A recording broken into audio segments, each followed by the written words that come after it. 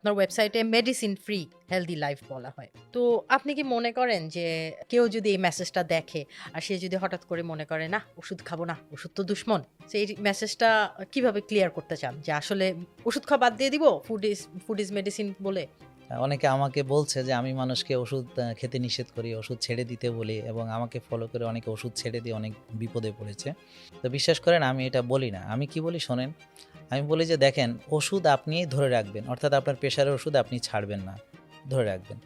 এখন ধরেন আপনি যদি মানেন একটা সুন্দর লাইফস্টাইল, অর্থাৎ প্রেশার যে বেড়েছে রুট কজগুলো কী, কী? এক হচ্ছে আপনি হয়তো ব্যায়াম করেননি, এখন করেন।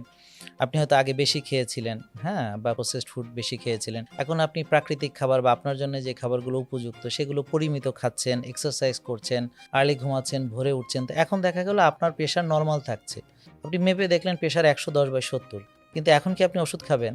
তো এখন আপনার প্রেশার ভালো, এখন তো আর ওষুধ লাগছে না। তো এজন্যে প্রেশার মাপতে হবে এবং একজন ডাক্তারের পরামর্শে থাকতে হবে, তার সঙ্গে কনসাল্ট করতে হবে। তো আমাদের ওখানে এই সেবাগুলো আসলে আছে। তাকে ৪ বেলা প্রেশার মাপতে হবে প্রাথমিকভাবে ১ম দিকে। কেন?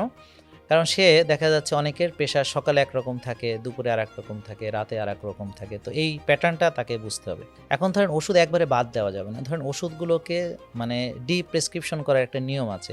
সে যদি কম্বিনেশন ড্রাগস পায় ২ টো, সেখান থেকে একটা আনা, সেখান থেকে ডোজ অর্ধেক করা এবং মাপতে থাকা। তা আপনি বাদ দেওয়ার পরও ধরেন আপনি এখন বাদ দিলেন। দেওয়ার পরও রেগুলার মাপতে হবে। কারণ বেড়ে যেতে পারে। আর রাইট। আপনি যেটা বললেন আসলে একদিন হঠাৎ করে বেড়ে গিয়ে বিপত্তিও হতে পারে।